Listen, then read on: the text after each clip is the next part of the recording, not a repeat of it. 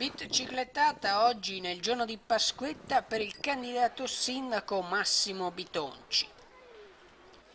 Partenza in mattinata dal punto elettorale dell'Arcella e tour per le vie della città, passando per le piazze, Osservatorio, Prato della Valle, Santo, poi breve sosta a Santa Giustina e ripartenza, sorpassando Appiani, Lungargine Codotto e Maronese, Parco Iris, Forcellini, Ponte Corvo, Centro nuovamente, Porta Ponte Molino, Viale Codalunga, dove prossimamente nasceranno le 3 nuove rotatorie volute proprio da Massimo Bitonci, e infine rientro allo stadio Colbachini.